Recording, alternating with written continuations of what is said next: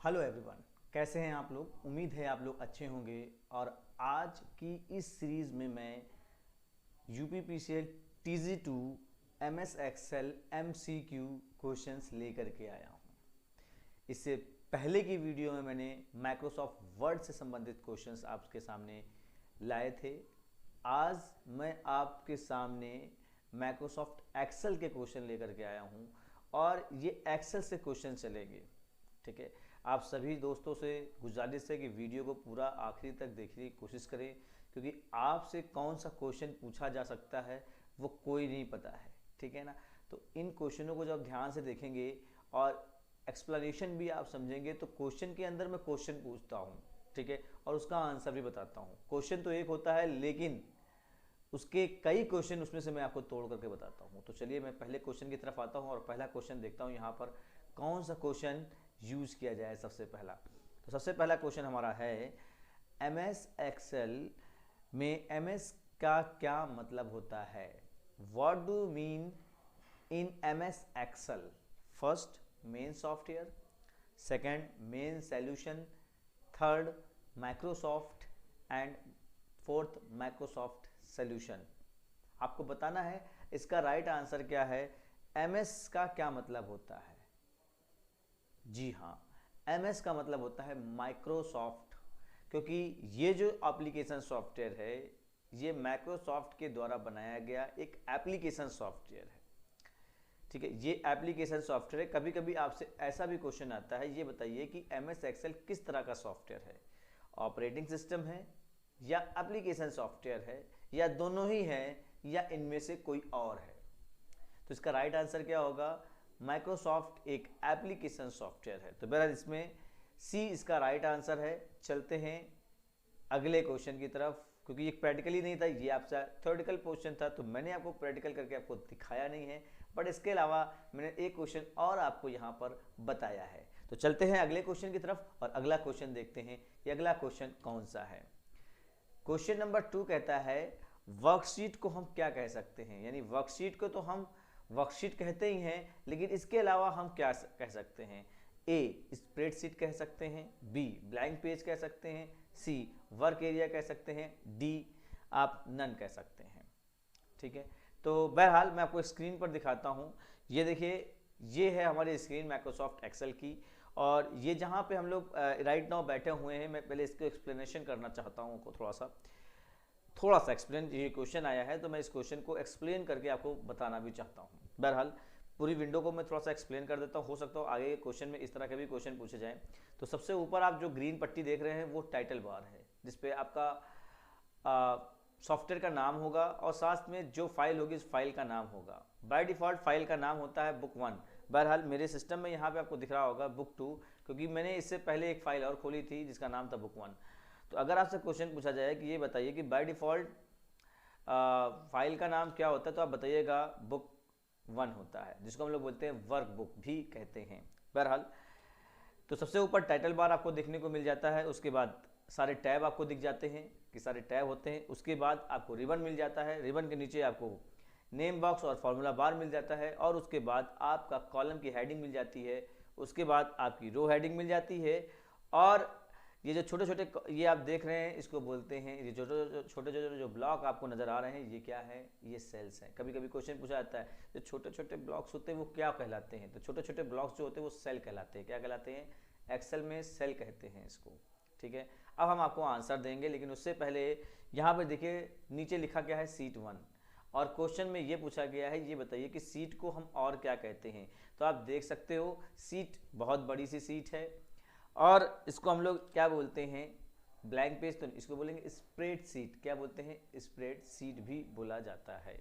तो इसका right answer क्या हो गया, ए, स्प्रेड सीट। वर्क शीट को हम स्प्रेड सीट के नाम से भी जानते हैं। सेकंड क्वेश्चन आपका आंसर सही हो गया। चलिए अगले क्वेश्चन चलते हैं। अगला क्वेश्चन कहता है MS एक्सेल वर्जन 2016 में कितने रो होते हैं। How many row are there in MS Excel version 2016। 10, 48, 576। 10,48,576 होते हैं। फिर ये आप डिजिट देख रहे होंगे 17, 17, 98, 69, 184 होता है। 65, 336 होता है। 65,536 सॉरी 65,536 होता है, या फिर 16, 77, 72, 16 होता है। आपको बताना है कि MS Excel 2016 में रो कितने होते हैं। बहरहाल मैं ज़्यादा दिमाग नहीं लगाता हूँ और आपको भी लगाने को मैं नहीं दूंगा। मैं एक फार्मूला भी इसी के तहत बताऊंगा भी, और उससे उस तहत फार्मूला भी बताऊंगा और शॉर्टकट की भी बताऊंगा कि कैसे हम देख सकते हैं। चलिए देखते हैं, एक्सेल खोलते हैं। अगर आप रो पता करना चाहते हैं तो ये आप देख सकते हैं 1, यहाँ पे आपका पहला रो है, दूसरा रो, तीसरा रो, आपको 9 रो तक यहाँ पर दिखाई दे रहा है, ठीक है ना। आप कंट्रोल के साथ डाउन एरो दबाइए, आपको पता चल जाएगा इसका कितना रो होती है। तो 10,48,576। आपसे क्वेश्चन क्या पूछा जा सकता है, ये बताइए कि कंट्रोल प्लस डाउन एरो से क्या हम रो लास्ट रो तक जा सकते हैं। जी हाँ, 10,48,576 तक आप कंट्रोल प्लस डाउन एरो दबा करके जा सकते हैं। अगर हमें पहली रो पे आना हो तो हम कौन सा बटन दबाएंगे, तो कंट्रोल के साथ आप एरो दबा सकते हैं। तो बहरहाल ये तो हो गई शॉर्टकट की बात रो के लिए। अगर हम कॉलम की बात करें तो कंट्रोल के साथ राइट एरो दबाएंगे तो ये आपका XFD आ जाता है। अगला क्वेश्चन आपसे पूछा जा सकता है कि ये बताइए कितने कॉलम होते हैं। तो कितने कॉलम होते हैं वो मैं अभी आपको बताऊंगा, लेकिन कहाँ तक होते हैं वो मैं आपको दिखा रहा हूँ। XFD तक होता है। आपसे क्वेश्चन पूछा जाए ये बताइए कि कॉलम जो है इनमें से किस कहाँ तक होता है, तो आप बताइएगा XFD तक होता है। अब मैं आपको इससे संबंधित क्वेश्चन और बताता हूँ। भाई आपने रो में तो देख लिया 10,48,576, तो आंसर तो आपको पता चल गया। अगर मान लीजिए एक कॉलम पूछेगा तो आप क्या बताएंगे, मैं आपको एक फॉर्मूला भी बताता हूँ और उसके साथ साथ में आपको आंसर भी देता हूँ। तो बहरहाल मैं पहले रो के बारे में डिस्कस कर लेता हूँ। यहाँ पे देखिए मैंने लिखा रो, आप इक्वल लगाइएगा, लिखिएगा रोज, फॉर्मूले का नाम है इक्वल लगा करके, क्योंकि किसी भी एक क्वेश्चन ये भी बनता है कि एक्सेल में अगर किसी फॉर्मूले को लगाते हैं तो सबसे पहले क्या लगाते हैं, इक्वल का साइन लगाते हैं, ठीक है ना। तो इक्वल का साइन लगाया, आपको पता करना है कि रो की संख्या कितनी है टोटल। तो आप क्या करें, इक्वल लिख करके रोज लिख दें और ब्रैकेट ओपन करें। ओपन करने के बाद एक रो को पूरा सेलेक्ट कर लें, ठीक है ना। तो रो को कैसे सेलेक्ट करेंगे, यहाँ पर आप लिखिएगा इस तरह से, ये पूरा सेलेक्ट हो गया, और यहाँ से ब्रैकेट बंद कर दीजिए और इंटर कर दीजिए। तो आपको दिख गया 10,48,576। इसी तरह से अगर आप कॉलम पता करना चाहते हैं, ठीक है ना, तो आपको लिखना होगा इक्वल कॉलम्स, कॉलम्स लिखिएगा, कॉलम नहीं, ठीक है। अब सवाल आता है, आप इसको इस तरह से क्लिक कर दीजिएगा, क्लिक कर देंगे, ब्रैकेट बंद कर देंगे एंड देन इंटर लिख देंगे। आप देख सकते हैं कितने कॉलम होते हैं, 16,384 कॉलम होते हैं। अंडरस्टैंड, आपके क्वेश्चन का आंसर मिल गया। आपको मैंने कई क्वेश्चंस बताए, ठीक है, आपको पता नहीं चला, एक क्वेश्चन लेकर के आया है तो कई क्वेश्चन बता दिया। आप कहते हो सर क्वेश्चन कम से कम 50 बताया करिए।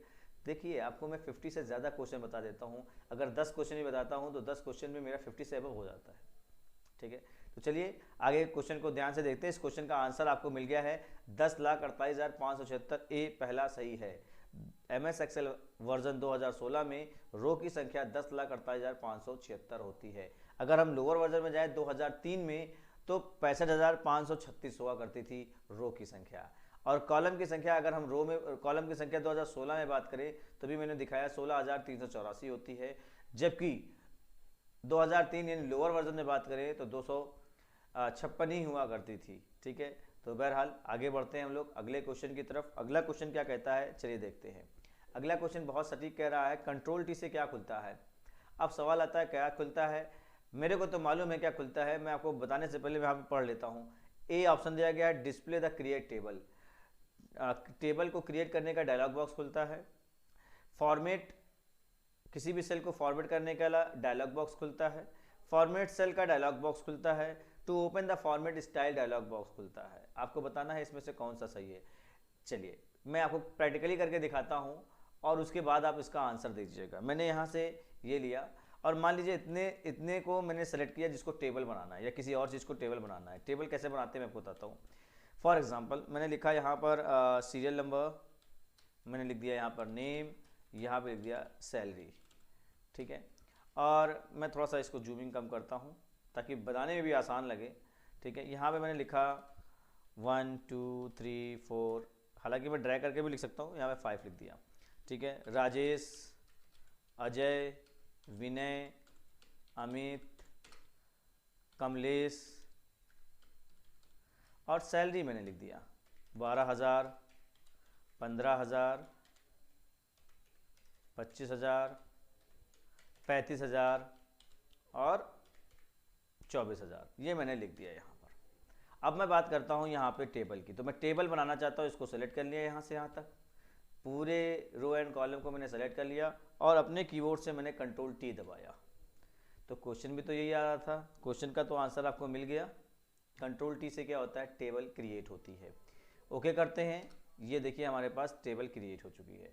टेबल में आप अलग अलग डिज़ाइन यहाँ पे स्टाइल दे सकते हैं, आप ऐसे दे सकते हैं, आप ऐसे बना सकते हैं, आप ऐसे बना सकते हैं। यानी आपको यहाँ पर एक चीज़ मिल रहा है, जो आपकी जो हेडिंग है ना, हेडिंग बॉर्डर भी आपको यहाँ पे मिल रहा है। नॉर्मली करना चाहे तो नॉर्मली कर सकते हैं। जब आप टेबल बनाते हैं तो एक बहुत अच्छी चीज़ आपको नज़र आती है, फिल्टर लग जाता है। क्या लग जाता है, फिल्टर। यानी आप यहाँ पे आसानी से किसी एक पार्टिकुलर, जैसे अगर हमको सर्च करना है कि 12,000 वाले कितने हैं, तो क्लिक किया सैलरी पे, यहाँ से सब कुछ चेक अनचेक कर दिया, सिर्फ 12,000 वाले पे चेक लगा दिया एंड देन ओके कर दिया। तो सिर्फ 12,000 वाले जितने लोग होंगे वो आपको नज़र आ जाएंगे। तो ये फैसिलिटी कौन देता है, फिल्टर। फिल्टर की वजह से ये काम करते हैं। तो ये याद रखिएगा, किसी भी सैलरी से सर्च करना हो, किसी के नाम से सर्च करना हो, किसी भी आईडी से सर्च करना हो, तो आप यहाँ पे क्या कर सकते हैं, फिल्टर का यूज़ कर सकते हैं। टेबल ये आपको सुविधा प्रोवाइड करता है। चलिए अगले क्वेश्चन की तरफ चलते हैं और अगला क्वेश्चन हम देखते हैं। बहरहाल इसका आंसर तो बता दूं मैं, इसका आंसर आप दे सकते हैं, लिखा भी है, to display the create table dialog box. कौन सा डायलॉग बॉक्स खुलता है, क्रिएट द टेबल का डायलॉग बॉक्स खुलता है। बहरहाल मैं दूसरे का भी आंसर आपको यहाँ बता देता हूँ, लिखा हुआ है to the display the format cell dialog box. Format cell dialog box की शॉर्टकट की होती है Ctrl+1।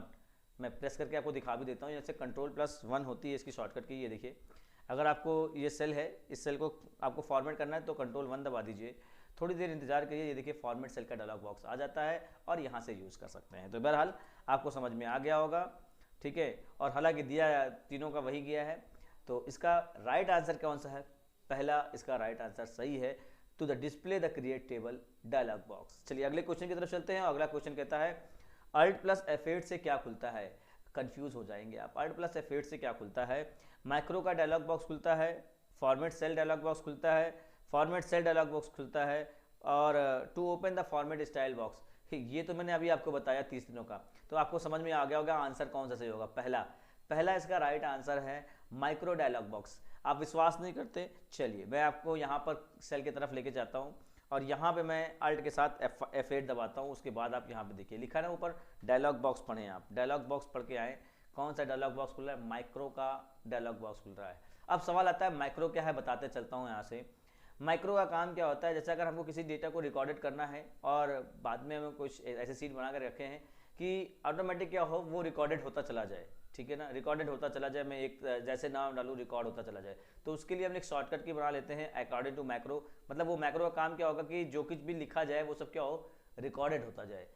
जो कुछ भी आप लिखते जाए वो ऑटोमेटिक रिकॉर्डेड होता जाए, यानी सेव करने की जरूरत ना पड़े, ऑटोमेटिक क्या होता है वो रिकॉर्ड होता चला जाए। बहरहाल इसका काम ज़्यादातर हम डेटाबेस, जब डेटा तैयार करते हैं तब इसका यूज़ बहुत ज़्यादा करते हैं, ठीक है। तो बहरहाल मैं आपको यहाँ पे अगले क्वेश्चन की तरफ लेकर चलता हूँ। आंसर मिल गया होगा, इसका राइट आंसर हो गया ए, माइक्रो डायलॉग बॉक्स। चलिए अगला क्वेश्चन देखते हैं। क्वेश्चन में बड़ा आसानी से लिखा हुआ है, आप कई सारे सेल को मर्ज कर सकते हैं, आप कई सारे सेल को मर्ज कर सकते हैं, लेकिन मर्ज करने के बाद टेक्स्ट सेंटर में होगा, तो कौन सा विकल्प इसमें से चूज किया जाएगा, merge across, merge cell, merge and center, यह सभी इसका सही आंसर है। बहरहाल इसको मैं बाय प्रैक्टिकली और इसके अलावा कौन कौन सा क्वेश्चन पूछा जा सकता है ये बताता हूँ आपको। तो बहरहाल पहले तो मैं आपको क्वेश्चन का आंसर बताता हूँ और क्वेश्चंस बता करके, ठीक है। तो मर्ज एंड सेंटर का ऑप्शन किस टैब में होता है, ये क्वेश्चन पूछा जा जाएगा। तो आप बताइएगा मर्ज एंड सेंटर का जो टैब होता है वो होम टैब में होता है, पहला क्वेश्चन और पहला आंसर। फिर पूछा जाएगा कि ये बताइए कि मर्ज एंड सेंटर का जो ऑप्शन होता है वो किस ग्रुप में होता है। तो आप बताइएगा अलाइजमेंट, होम टैब के अलाइजमेंट ग्रुप में होता है, होम टैब के अलाइजमेंट ग्रुप में होता है। अब जो क्वेश्चन पूछा गया है उसके अलावा मैं एक क्वेश्चन और आपको बताऊंगा कि ये बताइए कि मर्ज एंड सेंटर के कितने ऑप्शन होते हैं। तो आप चेक कर सकते हैं, यहां से मैं जाता हूं, मैं जूम करता हूं, आपको सारे ऑप्शन आपको दिखाता हूं। यहाँ पे ये देखिए, यहां पे आपको दिया गया है, एक होता है मर्ज एंड सेंटर जो कि पहला है, दूसरा दिया गया मर्ज अक्रॉस, और तीसरा दिया गया मर्ज सेल, और चौथा ऑप्शन दिया गया अनमर्ज, यहाँ पे ऑप्शन दिया गया है, यानी ये सारे ऑप्शन आपको दिए गए हैं। तो अगर आपसे पूछा जाए कि मर्ज सेल में कितने ऑप्शन होते हैं, तो आप बता सकते हो कि merge center, across, merge cell and unmerge cell. तो बहरहाल इसका आंसर मैं आपको देने से पहले एक काम करता हूँ, पहले 2 या 2 से ज़्यादा सेल को सेलेक्ट कर लेता हूँ। मैं थोड़ा सा इधर ले लेता हूँ, 3 सेल ले लिया है, और मैं यहाँ पे पहला वाला ऑप्शन लेता हूँ, मर्ज एंड सेंटर। मैंने क्लिक किया और मैंने यहाँ पे क्लिक किया, और यहाँ पे आप देख सकते हो मैं जो लिख रहा हूँ ये सेंटर में आ रहा है। तो बहरहाल आंसर के हिसाब से, क्वेश्चन के हिसाब से ये आंसर सही होना चाहिए, लेकिन क्या वो भी ऐसा कुछ करता है? तो मैं पहले इसको अनमर्ज करता हूँ, इससे आपको अनमर्ज का मतलब भी समझ में आ गया, और फिर यहाँ पे जाता हूँ मर्ज अक्रॉस पे, इस पर क्लिक करता हूँ और मैं फिर से लेकर के देखता हूँ, ठीक है ना। थोड़ा सा यहाँ से मैं फिर से लेता हूँ, ये चीज़ें मर्ज एंड सेंटर पे है ही है, इसको मैं दूसरे सेल में ले लेता हूँ। यहाँ से नेक्स्ट, यहाँ से सेलेक्ट किया और मैंने यहाँ पे क्लिक किया और मर्ज पे क्लिक कर दिया, ठीक है ना, और यहाँ से लिख रहा हूँ। आप एक चीज़ देख रहे होंगे, ये लेफ्ट से लिख रहा है, कहाँ से? लेफ्ट से, तो मतलब ये तो नहीं होना चाहिए, ठीक है। अगला स्टेप्स यहाँ पे फिर से मैं सेलेक्ट करता हूँ और फिर यहाँ से मैं अगले ऑप्शन पे जाता हूँ, मर्ज सेल। इस पर मर्ज तो हो गया, लेकिन ये भी लेफ्ट से लिख रहा है। और क्वेश्चन क्या पूछा गया है वो आप ध्यान दें, आप कई सारे सेल को मर्ज कर सकते हैं, लेकिन मर्ज करने के बाद टेक्स्ट हमेशा सेंटर में नजर आए, उसके लिए कौन सा ऑप्शन इसमें सही होगा? तो भाई साहब सब ना लगाइएगा आप लोग, मैंने इसीलिए करके दिखाया, ठीक है। आप लगाइएगा मर्ज एंड सेंटर, क्वेश्चन तो यही पूछा गया था, आपको कंफ्यूजन कर रहा था, कंफ्यूज कर रहा था।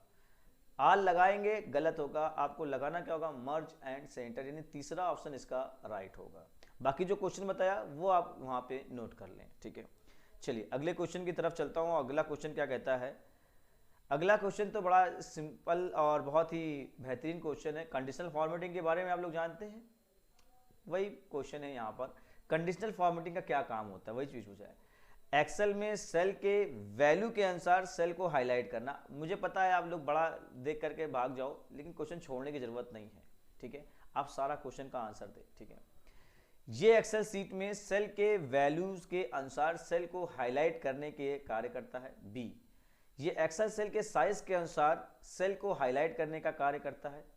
सी, सीट के अनुसार सेल को हाईलाइट करने का कार्य करता है। जिसे हम सीट में ज़्यादा से ज़्यादा वैल्यू होती है उस पर सीट की हाईलाइट कर देता है, पूरी सीट को हाईलाइट कर देता है, या फिर इनमें से कोई नहीं। चलिए बहरहाल ये तो मैंने पढ़ लिया और मैं करके देखता हूँ, उसके बाद इसका आंसर देता हूँ। बिना करे फिर आप आंसर दें, जहाँ पे ज़्यादा मज़ा आएगा। आपको करके देखता हूँ। यहाँ पे कोई भी वैल्यू ले ले, कोई भी डेटा ले ले, कुछ भी ले ले। जैसे सपोज दैट मैंने यहाँ पे ये सेल ले लिया, सेल ले लिया इतना, मैंने इतना सेल ले लिया, ठीक है। और यहाँ पे देखिए आपको होम टैब में, पहला क्वेश्चन नोट करिए, होम कंडीशनल फॉर्मेटिंग का ऑप्शन किस टैब में होता है? तो आप बता दीजिएगा भाई साहब होम टैब में होता है, ठीक है। क्वेश्चन है किस ग्रुप में होता है? तो बता दीजिएगा होम टैब के स्टाइल ग्रुप में कंडीशनल फॉर्मेटिंग का ऑप्शन आता है।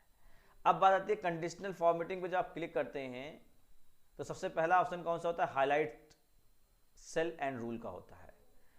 अब अगला क्वेश्चन पूछा जाता है कि ये बताइए कौन कौन से ऑप्शन इनमें से होते हैं? तो आप बताइए कि हाईलाइट सेल रूल्स होते हैं, टॉप बॉटम रूल्स होते हैं, डेटा बार्स होता है, कलर स्केल होता है और आइकन सेट होता है। ये होते हैं कंडीशनल फॉर्मेटिंग के इतने टाइप्स, ठीक है ना। यानी 5 टाइप आपको यहाँ पर मिल जाते हैं। बाकी आप अपने हिसाब से यहाँ पे बना सकते हैं, क्रिएट कर सकते हैं। बहरहाल क्वेश्चन में जो दिया गया मैं इसके काम करता हूँ। मैं एक ऑप्शन ले लेता हूँ ग्रेटर देन, ठीक है ना। यहाँ से हाईलाइट में गया और ग्रेटर देन पे क्लिक कर दिया।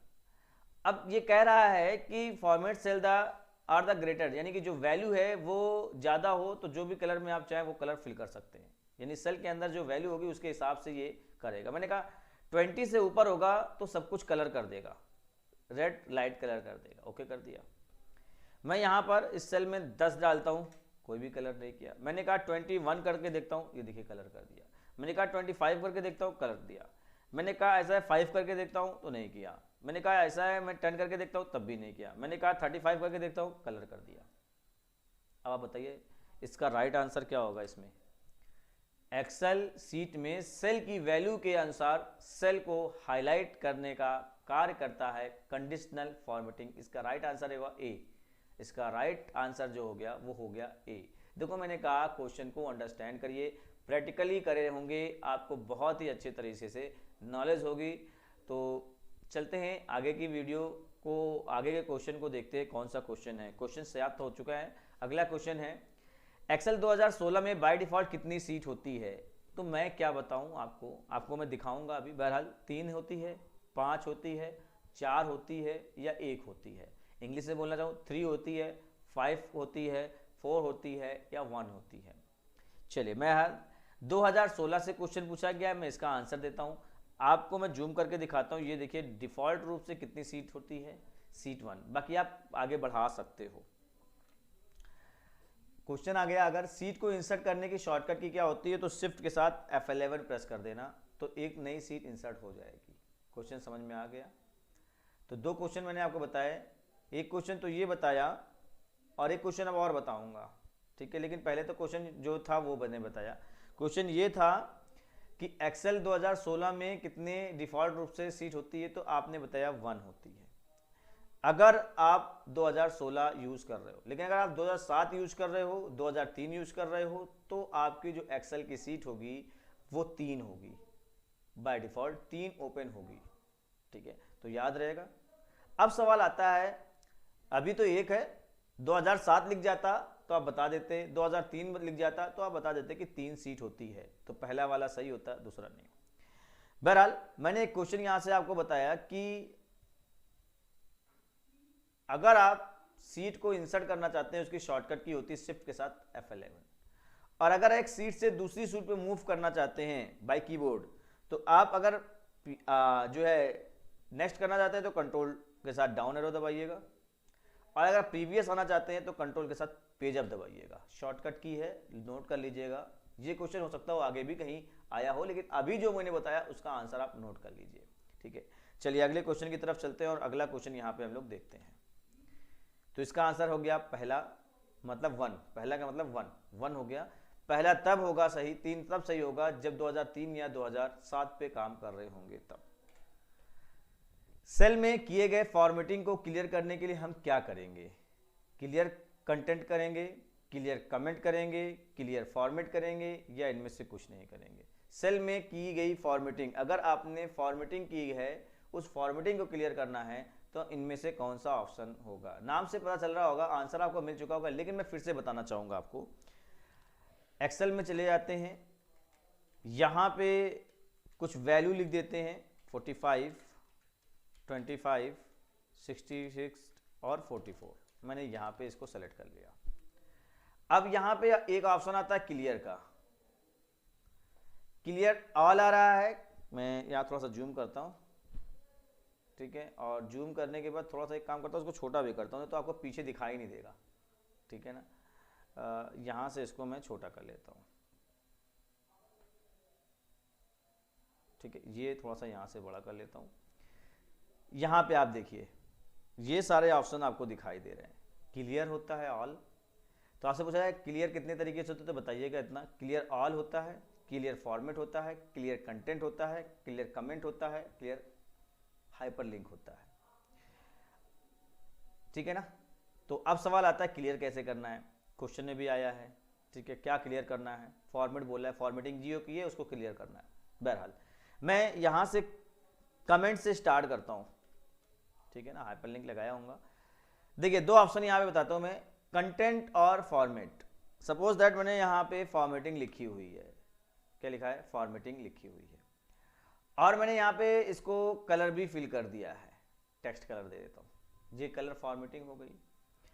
अब आप अगर कंटेंट फॉर्मेटिंग करते हैं ये वाला, तो आप जब दूसरी चीजें लिखेंगे तो वो कलर में आएगा, याद रखिएगा। क्वेश्चन बन रहा है।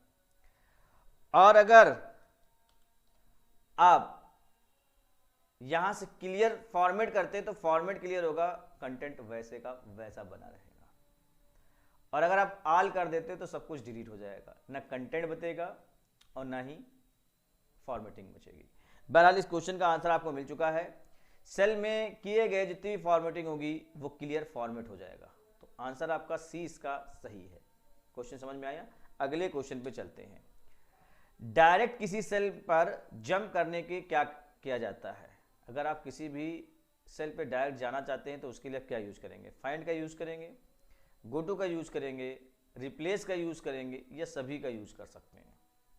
चलिए, बहरहाल फाइंड तो टेस्ट होता है। अगर आप कंट्रोल F करते हैं तो आपने, मैं इसको हटा देता हूँ यहाँ से, मैंने नंबर यहाँ से ले, कंट्रोल F किया आपने, कंट्रोल F शॉर्टकट की होती है फाइंड करने की, कंट्रोल F होती है फाइंड करने की शॉर्टकट की। आपने लिखा 66 कहाँ लिखा है तो ऑटोमेटिक फाइंड हो जाएगा। ठीक है, ये क्या करता है, ये टेक्स्ट पे काम कर रहा है, कंटेंट पे काम कर रहा है। ठीक है, क्वेश्चन में ये नहीं है, सेल पर जंप करना है। और रिप्लेस क्या करेगा, इसी के जगह पे रिप्लेस कर देगा। कंट्रोल S से क्या होता है, रिप्लेस हो जाता है। तो अगर आप यहाँ पे 47 लिख देते हैं और यहाँ पे आप रिप्लेस पे क्लिक कर देते हैं तो 66 की जगह 47 यहाँ पे रिप्लेस हो गया। अब मैं फाइंड करने की बात करता हूँ, फाइंड हो गया। गो टू की बात करता हूँ, मैं कंट्रोल G करता हूँ। जिस सेल पे आपको जाना है, मेरे को यहाँ पे सेल का नाम लिखना होगा। हमको जाना है XFD 10,48,576 पे। ओके करोगे, कर्सर ऑटोमेटिक देखिए वहाँ पहुँच गया। तो क्वेश्चन तो यही था। फिर कंट्रोल G किया, हमको पहले पे आना है, मैंने लिखा A1 गो टू, मैं पहले पे आ गया। अंडरस्टैंड, समझ में आई क्वेश्चन। तो इसका राइट आंसर क्या हो गया, B, go to. Go to की मदद से हम क्या कर सकते हैं, डायरेक्ट किसी भी सेल पर जंप कर सकते हैं। अगले क्वेश्चन की तरफ चलते हैं। हाइपरलिंक की शॉर्टकट की क्या होती है, कंट्रोल H होती है, कंट्रोल Alt प्लस H होती है, Alt प्लस K होती है, या कंट्रोल प्लस K होती है। बहरहाल कंट्रोल प्लस S तो रिप्लेस की होती है, ये याद रखिएगा, और कंट्रोल प्लस K हाइपरलिंक की होती है। जैसे अगर हमको मान लीजिए ये वर्ड पे हाइपरलिंक लगाना है तो कंट्रोल K किया हमने, सेलेक्ट है ये, टेक्स्ट है ये, कोई भी एक, चाहे वो डॉक्यूमेंट में हो डेटा, चाहे वो अपने कंप्यूटर में कहीं पे भी डेटा हो, उस डेटा को लिंक करना चाहते हैं आप। ठीक है, जैसे मैंने यहाँ से ले लिया, इरफान पे क्लिक किया, इरफान के अंदर कोई ऐसी फाइल नहीं है, और मैंने यहाँ पर डॉक्यूमेंट में गया, डॉक्यूमेंट में देख लेते कोई फाइल पड़ी हो, तो डॉक्यूमेंट में भी कोई फाइल ऐसी नहीं है। डेस्कटॉप यहाँ पे अगर आपको दिख रहा हो, ये देखिए डेस्कटॉप, यहाँ पे देख लेते हैं, यहाँ पे अगर कोई फाइल पड़ी हो और उसको मैं लिंक करना चाहता हूँ, जैसे मैंने यहाँ पर ये वाली फाइल पे, डिजिटल मार्केटिंग वाली पे सेलेक्ट किया एंड देन ओके कर दिया, तो ये देखिए लिंक हो गई फाइल। और जब आप कंट्रोल दबाएंगे ना और क्लिक दबाएंगे, ठीक है, कंट्रोल या क्लिक कर देंगे तो ये ऑटोमेटिक ये फाइल खुल जाएगी। ठीक है ना, तो हाइपरलिंक का मतलब होता है किसी भी टेक्स्ट पे अगर आपने हाइपरलिंक लगाया है तो एक फाइल से दूसरी फाइल में मूव कर जाना।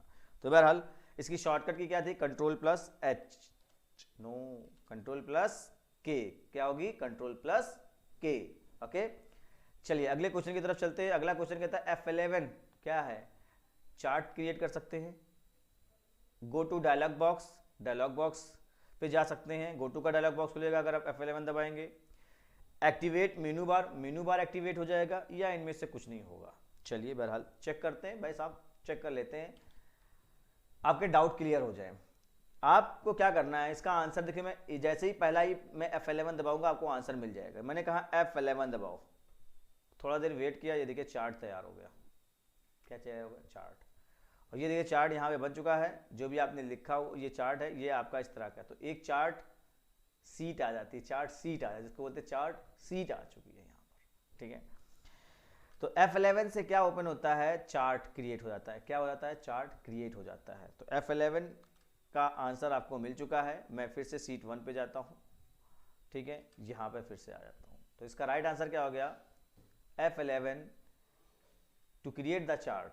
नेक्स्ट क्वेश्चन, चार्ट इंसर्ट करने के लिए कौन सा शॉर्टकट की का इस्तेमाल करते हैं आप।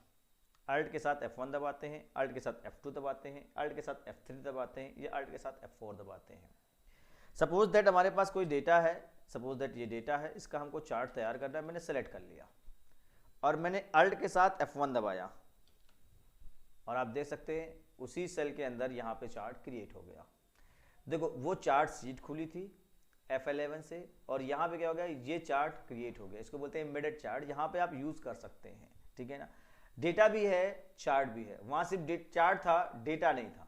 यहाँ पे अगर आप डेटा में कोई संशोधन करेंगे तो चार्ट में भी संशोधन होगा। जैसे आपने यहाँ लिखा 50, ठीक है, तो ये देखिए 50 का, तो शॉर्टकट की पता चला Alt के साथ F1 करने पे आपका जो चार्ट है वो आपकी सीट पर इंसर्ट हो जाएगा। और अगर आप F11 यूज करते हैं तो उससे क्या होगा, आपका चार्ट शीट एक रेडी हो जाएगी, वहाँ पे आप चार्ट शीट वहाँ पे यूज़ कर सकते हैं। बहरहाल मैं यहाँ पे जैसे था वैसे कर दिया। ओके, अगले क्वेश्चन की तरफ चलता हूँ। अगला क्वेश्चन देखता हूँ यहाँ पर। इसका आंसर मैंने बताया, पहला आंसर अल्ट के साथ F1, और इसका आंसर था पहला, इसका भी पहला था और उसका भी पहला था। ठीक है, अल्ट के साथ इंटर करने पे क्या होता है, new line within the same cell, same cell में एक नई लाइन आ जाती है। Insert edit cell comment, comment कर सकते हैं। इंसर्ट रो हो सकता है, एक रो हो सकती है इंसर्ट। इंसर्ट न्यू सीट, एक न्यू सीट आ सकती है। बहरहाल न्यू सीट के लिए मैंने आपको शिफ्ट के साथ F11 बताया है। ठीक है ना। रो इंसर्ट करने के लिए आपको कंट्रोल प्लस दबा दोगे तो एक रो इंसर्ट हो जाएगी। और बता तो रहा हूँ, क्वेश्चन ही तो बता रहा हूँ, आंसर मिल रहा है आपको, तो दो तो नहीं होगा ना। इंसर्ट या एडिट सेल कमेंट, सेल को कमेंट को एडिट करना हो F2 से कर सकते हैं वो हम काम, F2 बहुत इफ है काम कर लेगा वहाँ पे। तो पहला आंसर सही है इसका। Start a new line within the same cell, एक सेम सेल के अंदर आप एक नई लाइन स्टार्ट कर सकते हैं। चलो मैं करके दिखाता हूँ यहाँ पे आपको, क्या करने को दिमाग लगाएं। ये देखिए, ये मैटर हमारे पास है, मैं लिख रहा था और मैंने कहा अल्ट के साथ इंटर करो, सेम सेल, उसी के अंदर डेटा आप लिख सकते हो। तो ये देखिए यहाँ पर आपका इंसर्ट हो गया। तो आई थिंक आपको मालूम चल गया होगा इसका आंसर क्या हो गया, ए आपका पहला आंसर है। चलिए अगले क्वेश्चन की तरफ चलते हैं, और लास्ट क्वेश्चन इस वीडियो का है। परसेंटेज फॉर्मेट में बदलने के लिए कौन सी शॉर्टकट की का यूज करते हैं, बहुत बार क्वेश्चन पूछा गया, एक बार फिर से क्वेश्चन पूछा जा रहा है। तो control plus shift plus percentage दबा देंगे, control plus shift plus P दबा देंगे, कंट्रोल प्लस परसेंटेज दबा देंगे, या alt plus shift plus percentage दबा देंगे। ये क्वेश्चन यहाँ पर आया है। ठीक है ना। तो बहरहाल मैं आपको बता दें, यहाँ पर करके दिखाता हूँ। ठीक है, पहला क्वेश्चन, ये वैल्यू है, इसको मैं परसेंटेज में कन्वर्ट करना चाहता हूँ। मैंने कंट्रोल दबाया, शिफ्ट दबाया, वैसे तो मैं 5 दबा रहा हूँ, लेकिन शिफ्ट दबाने में परसेंटेज ही दबता है, तो परसेंटेज होता है। Control plus shift plus percentage, control plus shift plus percentage press कर देने से आपका जो क्वेश्चन है वो आ जाता है। परसेंटेज फॉर्मेट में बदलने के लिए कौन सी शॉर्टकट का यूज करते हैं, control plus shift plus percentage का यूज करते हैं। अंडरस्टैंड।